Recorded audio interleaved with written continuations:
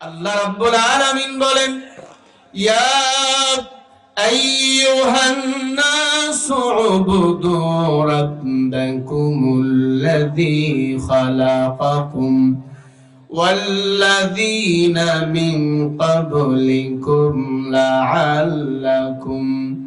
লাআল্লাকুম তাত্তাকুন।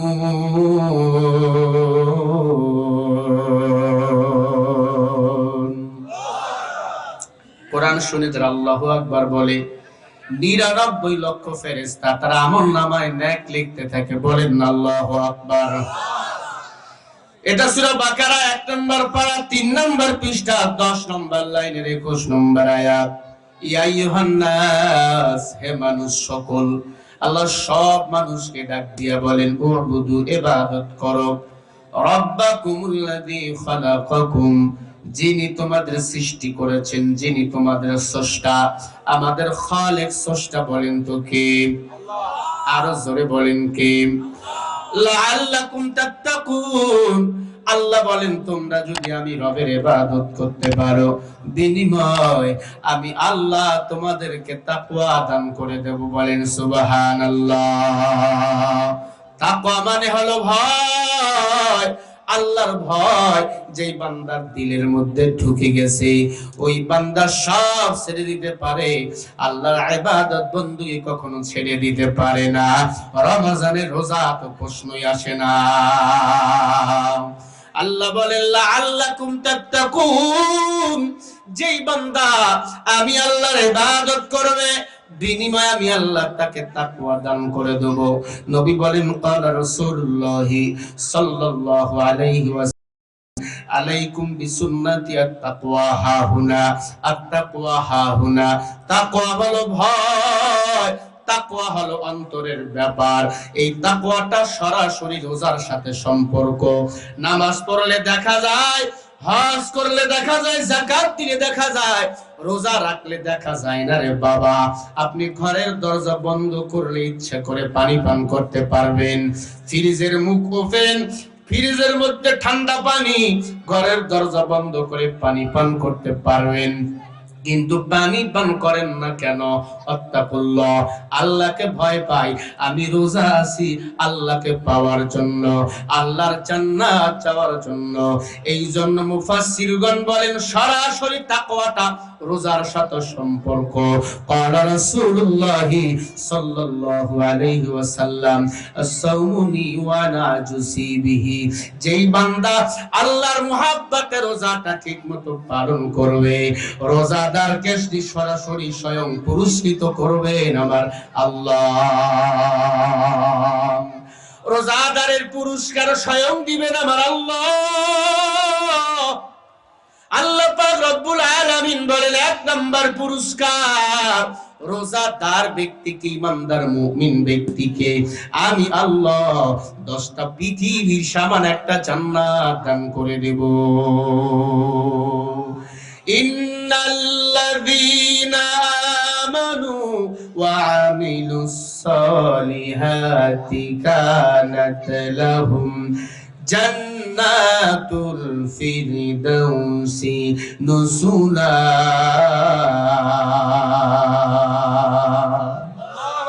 একটু বলেন আল্লাহু আকবার। সূরা কাহাফ 16 নম্বর পারা 108 নম্বর আয়াত। আল্লাহ বলে, নিশ্চয় যারা ঈমান এনেছে, বেশি বেশি নেক আমল করেছে, আমলে সালিহ করেছে, আমি আল্লাহ তাদেরকে জান্নাতুল ফিরদাউসের মেহমান বানাবো। আবার বলেন সুবহানাল্লাহ।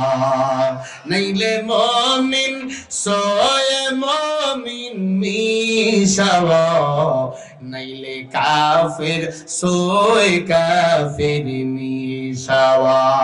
ও আল্লাহর বান্দা, বগুড়ার মুসলমান, এরলিয়ার মুসলমান, ১ নাম্বার আমার সামনে একটু জবাব দিয়া বলেন, আমাদের সবার দিলের তামান্না আমরা সবাই আল্লাহর জান্নাতে যেতে চাই, চাই কিনা বলেন? কারা কারা চান একটু হাত উঁচু করে দেখান। নারে তাকবীর, লিল্লাহি তাকবীর।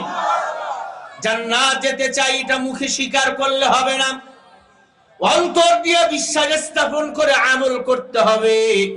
আল্লাহ রাব্বুল আলামিন বলেন, الذي الموت والحياة ليبلوكم أيكم أحسن عملا وهو العزيز الغفور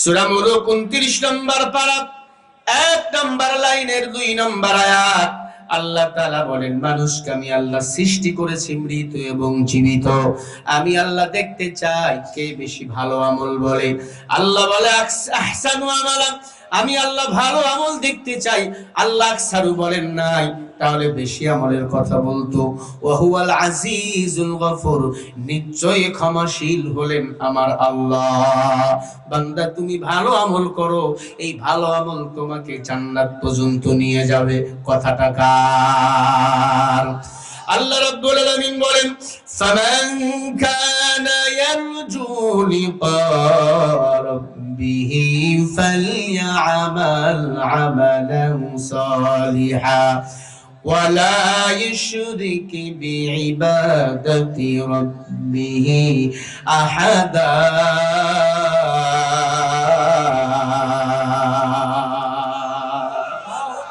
সূরা কাহাফ 110 নম্বর আয়াতের শেষের অংশ আল্লাহ তাআলা বলেন নিশ্চয়ই যারা আমল সালেহ করবে আর শিরক মুক্ত ইবাদত যারা করবে আমি আল্লাহ তাদেরকে জান্নাত দেবই দেব আমি আল্লাহ তাদের সাথে জান্নাতে মোলাকাত করব বলেন সুবহানাল্লাহ আর কেবাসাস আমলে সাল্লু মুদাম আহাকে বাসাজ জুকসা আসগর ওয়াই হারাম ওরে আল্লাহর বান্দারা হাতে ধরি বলি পায়ে ধরি বলি বাবা শিরক মুক্ত ইবাদত করো বেশি বেশি আমলে সালেহ করো আল্লাহর জান্নাতে চলে যাও আল্লাহর জান্নাতে আল্লাহর সাথে মোলাকাত করো আল্লাহর সাথে বান্দার মোলাকাত হবে জান্নাতে অন্য আর কোথাও না আল্লাহর জান্নাতে যেতে হলে একমাত্র কেবলমাত্র শুধুমাত্র গোলামি করতে হবে কার বলেন কার আর রহমান আল্লামাল কুরআন খালাকাল ইনসান আল্লামাহুল বায়ান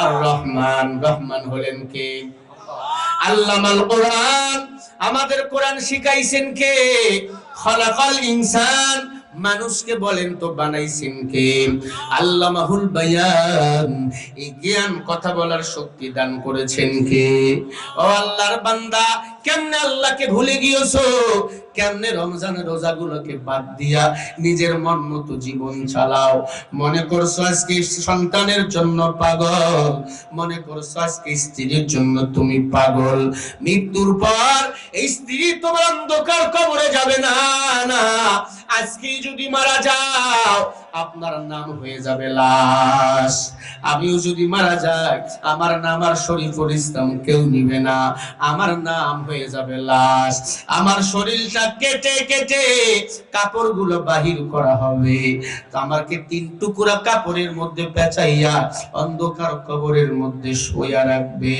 অতএব বান্দা যতদিন দুনিয়াতে বেঁচে আছো আল্লাহর গোলামি করো আল্লাহর গোলামি করে যদি কবরে যাইতে পারি তোমার আমার মতো ধন্য আর কেউ হবে না আল্লাহ রাব্বুল আলামিন বলেন ফামাইয়ামাল মিসকালা যাররাতিন খায়রান ইয়ারা ওয়া মাইয়ামাল মিসকালা যাররাতিন শাররান ইয়ারা ওরে মানুষ যারা পরিমাণ যদি কেউ নেক আমল নিয়ে আসো আমি আল্লাহ সেটার পুরস্কার তোমাদেরকে দেব আবার যারা পরিমাণ যদি গুনাহ নিয়ে আসো গো এটারও সাজা তোমাদেরকে পেতে হবে আল্লাহ রাব্বুল আলামিন বলেন ওয়া কুল্লুহুম আতিহি ইয়াউমাল কিয়ামাতি ফারদা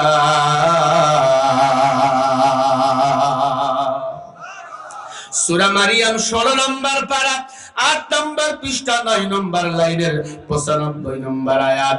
আল্লাহ বলেন হাসরের ময়দানে সব মানুষের হিসাব আমি আল্লাহ নেব একা একা। সব মানুষের হিসাব আল্লাহ একা একা নেবেন। আজকে আমরা নেতার পিছনে দৌড়াইয়া জীবনটা নষ্ট করে ফেলেছি। নেতার নামে স্লোগান দেয় আমার নেতার চরিত্র ফুলের মতো পবিত্র, নামাজ নাই 1 ওয়াক্ত, গাঞ্জা খায় 14 ওয়াক্ত। এমন নেতা বলেন আছে না নাই? কথা বল আছে না নাই? নেতা ছিলেন একজন মুহাম্মদ রাসূলুল্লাহ, বলেন সাল্লাল্লাহু আলাইহি ওয়াসাল্লাম। আমার নবী 63 বছর জিন্দেগিতে একটা মিথ্যা বলেন নাই, বলছেন নাকি বলেন? আল্লাহ তাআলা বলেন ফাআনজাইনাহু ওয়া আহলাহু ইল্লা ইমরাআতাহু কানাত মিনাল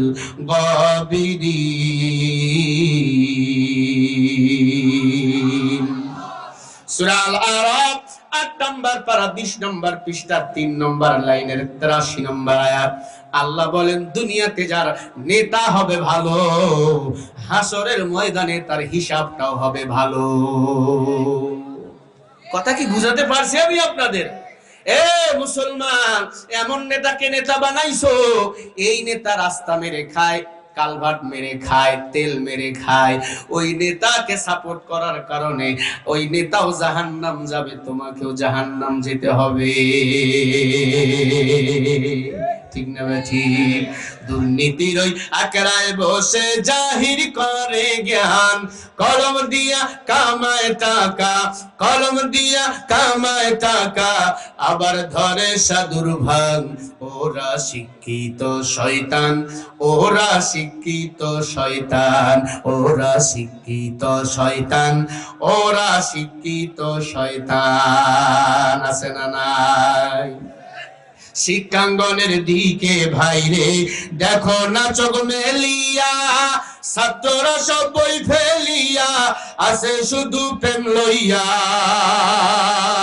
অষ্টশত সঙ্গের সাথী, অষ্টশত সঙ্গের সাথী হইয়া মাস্তান। ওরা শিক্ষিত শয়তান, ওরা শিক্ষিত শয়তান, ওরা শিক্ষিত শয়তান, ওরা শিক্ষিত শয়তান। ঠিক না ঠিক? পীরগিরি আর মাজার পূজা চলছে দেশটা জুড়িয়া, সিরিকি আর ভণ্ডামিতে দেশটা গেছে ভরিয়া। আছে না নাই? অধিকাংশ বাংলাদেশের মাজারের পীর হলো ভণ্ড। নামাজ নাই, রোজা নাই, মোষ এত বড় জিবরিল আমিনও টর্চলাইট মাইরা ঠোঁট খুঁজে পায় না। কথা বলেন আছে না নাই? তারাও নিজেকে পিশাব দাবি করে বসে আছে। পীরগিরি আর মাজার পূজা চলছে দেশটা জুড়িয়া, শিরিকি আর ভণ্ডামিতে দেশটা গেছে ভরিয়া। গাজার কলকি টান মারিয়া, গাজার কলকি টান মারিয়া দেখায় খাজার শান। ওরা শিক্ষিত শয়তান, ওরা শিক্ষিত শয়তান। বলেন না ওরা শিক্ষিত শয়তান, ওরা ডিজিটাল শয়তান। আছে না নাই? আজকে ডিজিটাল শয়তান চোরের বিচার হয় না, বিচার হয় উলামায়ে কেরামের।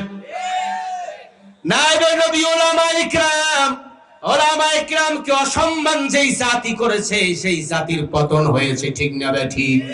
তবে আলহামদুলিল্লাহ শাইখুল হাদিস ইবনু শাইখুল হাদিস আল্লামা মুনুল হক হাফিজাহুল্লাহ জালিমের জেলখানায় আছে। খবর পাইতেছি আকাশে বাতাসে ঘুরতেছি, গভীর সূত্রের খবর কোরআনের পাখি হয়তো মাহে রমজানে মুক্তি পেয়ে যাবে। বলেন না আলহামদুলিল্লাহ। সরকারকে বলবো খুব দ্রুত গভীরে নিয়ে যাবেন না, দ্রুত অতি তাড়াতাড়ি কোরআনের পাখিকে ছেড়ে দেন। আমরা এক কোরআনের পাখিকে হারিয়েছি, শাইখুল হাদিসকে আমরা হারাতে চাই না। এই রমজান মাসেই শাইখুল হাদিসের মুক্তি আপনারা চান কিনা বলেন? কারা কারা চান হাত উঁচু করে দেখাও। লিল্লাহে তাকবীর, লিল্লাহে তাকবীর। আলেম মুক্তি পাক, এতে আপনারা বেজার। কথা বলে না কেন? আলেম মুক্তি পাক, এজন্য আপনারা বেজার না খুশি? বেজার আসি কিছু দুফাইওয়ালা দুনিয়াদার কিছু বেঈমানের দল। আর দুনিয়া জিফাতু ওয়া তালিবুহা কিলাব। নবী আমার বলেন যারা দুনিয়ার পিছনে পাগল তারা হলো কুকুরের দল। আর এই কুকুরের দলেরাই বলে খেজুর খাওয়ার দরকার কি, বড়াই দে ইফতারি করো। আছে না নাই? মুসলমান খেজুর খায় সুন্নত মনে কইরা। আমার নবীর প্রধান খাদ্য ছিল খেজুর, এজন্য আমরাও খাই। তুমি বৃষ্টি ফলাও দিয়া খাও, আমাদের খেজুর জিহাদ দিয়া আলাদা দিকে মনোযোগ নিতে চাও না? না, বাংলার মুসলমান সুন্নতটা আমল আগে করেছিল, এখনো করবে, কিয়ামত পর্যন্ত করবে। সুন্নত থেকে মুসলমানদেরকে অন্য কোথাও সরানো যাবে না।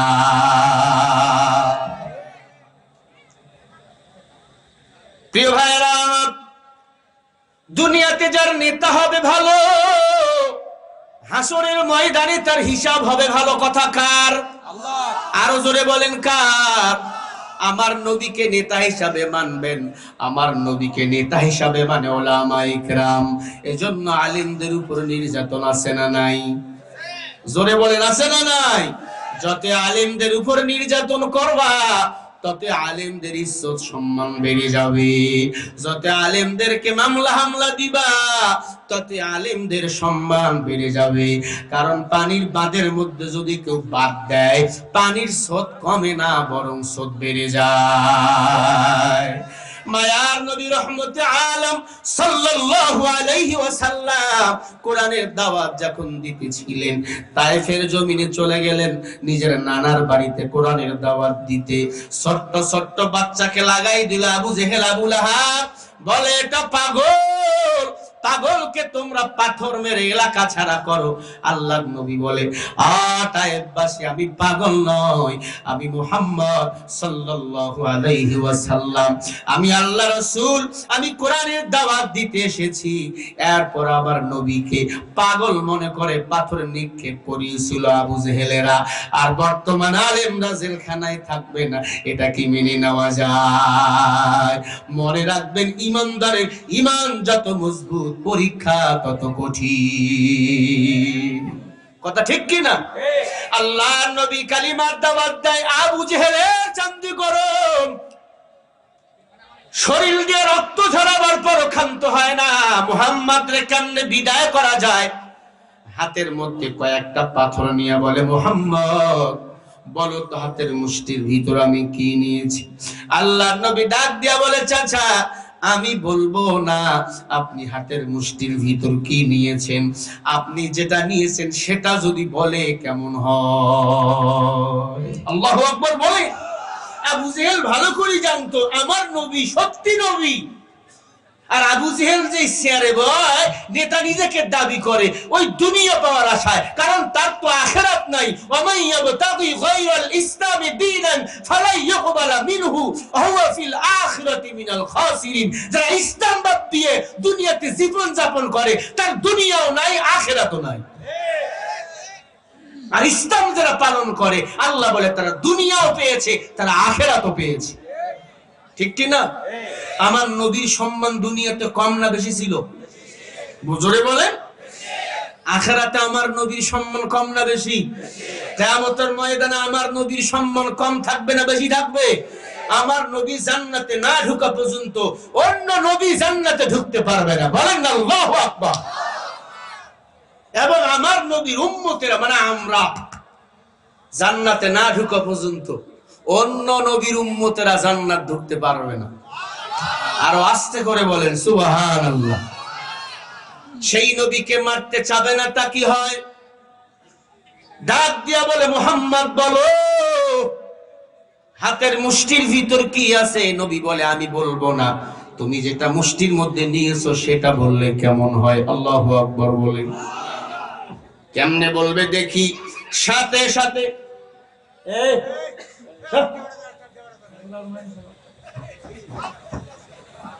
সারা জীবন ওয়াজে বাধা দিল, অন্য দলের লোক এখন ছোট বাচ্চারা এসে বাধা দেয়। দেখি মানা যায়? আল্লাহ হেদায়েত দান করেন। জোরে কও না আমিন। বেজার হইতেছে? আবু জেলের কথা কইলে চান্দি গরম হয়। ভাইরা আমার, ভালো করে শোনেন। আবু জেল হাতের মধ্যে কি নিয়েছিল? পাথর, কেউ বলেছেন খেজুরের আটি। সাথে সাথে কালিমা পড়া শুরু হয়ে গেল, লা ইলাহা ইল্লাল্লাহু মুহাম্মাদুর রাসূলুল্লাহ সাল্লাল্লাহু আলাইহি ওয়াসাল্লাম। আবু জেহেলের চান্দি গরম হয়ে গেল। মুহাম্মাদের এত পাওয়ার, এ পাওয়ার কে দিয়েছেন? আল্লাহ। আরো জোরে বলেন আল্লাহ। এই কোরআন যার সিনার মধ্যে আছে তার মর্যাদা বাড়িয়ে দিয়েছেন কি? যালিকাল কিতাবু লা রাইবা ফীহি হুদাল লিল মুত্তাকিন। যালিকাল কিতাব হয় হাদাল কিতাব, ইসমে হাযা ইশারা। আল্লাহ বলে আমি আল্লাহর কোরআনে কোনো সন্দেহ নাই, এ কোরআন মুত্তাকিনদের জন্য হেদায়াত। এ কোরআন যারা মানবে তারা হবে মুত্তাকিন। এ কোরআন তাদের পথ দেখাবে। আর কোরআন যাদের পথ দেখাবে তার টাকার কমতি হবে না, ইজ্জতের কমতি হবে না, খানার কমতি হবে না। তার রিজিকের ফয়সালা করবেন কে? তার সম্মান বলেন তো বাড়িয়ে দিবেন কে? অত রিসু মান তাশা ওয়া তুযিল্লু মান তাশা ও বিয়াদিকাল খায়র ইন্নাকা আলা কুল্লি শাইইন কাদির। আবু জেহেল বলে, মুহাম্মদ তুই জাদুকর, এত বড় জাদুকর, খেজুরের আঠি বা পাথর কেমনে কালিমা পড়ে? আয় মুহাম্মদ, আমি তোর কাছ থেকে চলে গেলাম। আবু জেহেলের ভক্ত যারা ছিল সবাই মেনে নিল, মুহাম্মদ তুমি জাদুকর নও, তুমি আল্লাহর নবী। আল্লাহর আসমানের নিচে জমিনের উপরে তোমার চেয়ে ভালো মানুষ কেউ নাই। আমরা সবাই পড়ে নিলাম লা ইলাহা ইল্লাল্লাহু মুহাম্মাদুর রাসূলুল্লাহ সাল্লাল্লাহু আলাইহি ওয়াসাল্লাম। আবু জেহেলের চান্দি গরম হয়ে গেল। মুহাম্মদকে বিদায় না করলে বাপ দাদার 14 গোষ্ঠীর ধর্ম টিকিয়ে রাখা যাবে না। কি করা যায়? মক্কায় বসে মিটিং করলেন। গভীর রাত, বড় বড় সন্ত্রাসীদেরকে ডাক দিল, কেউ কি আছো? কুতিলা মুহাম্মদ, মুহাম্মাদের কল্লা কাটতে পারবা? কি করলো ক্ষতি? কয় মুহাম্মদ বাপ দাদার 14 গোষ্ঠীর ধর্ম বাদ দিয়ে নতুন ধর্ম আবির্ভাব করেছে। ইসলাম ধর্ম নতুন না পুরাতন? কথা বলে না কেন?